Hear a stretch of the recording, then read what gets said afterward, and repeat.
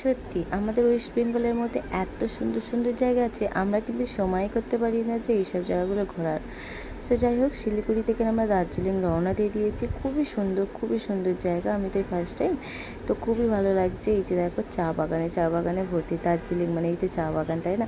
তাছাড়াও অনেক সুন্দর সুন্দর দেখার জায়গা আছে। তো যত উঁচুতে উঠছি ততই কুয়াশা মেঘে ঢাকা, মানে কি বলবো, খুবই সুন্দর লাগছে, যেন মনে হচ্ছে হালকা হালকা শীত পড়ে গেছে, এরকম একটা ব্যাপার। তো আমরা হোটেলে চলে এসেছি, আর আমাদের হোটেলটা একদমই রোডের সামনে। আর এই যে দেখতেই পাচ্ছ, গাড়িগুলো লাইন দিয়ে দাঁড়িয়ে আছে, মানে এরকম জ্যামে জ্যামে দিয়ে যেতে হয়, যেহেতু সরু রাস্তা, একদিক দিয়ে গাড়ি পাস হয় আর একদিক দিয়ে গাড়ি যায়, যেটা আমি শুনলাম।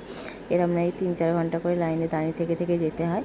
আর এই যে সামনে দেখুন টয় ট্রেনটা পাস হবে, খুবই সুন্দর লাগছিল। এরম টয় ট্রেনে করে সবাই ঘুরছে, পুরো দার্জিলিংটা ঘোরা যাবে, অনেকটা সময় নেবে। কিন্তু আমরা টয় ট্রেনে করে ঘুরবো না, এই কারণে যে ঘুরতে এসেছি, একটু ফটো তুলবো না, ভিডিও করবো না, সেটা কখনো হয়? শুধু গাড়ির মধ্যে ঢুকে টয় ট্রেনটা সব জায়গায় দাঁড়াবে না।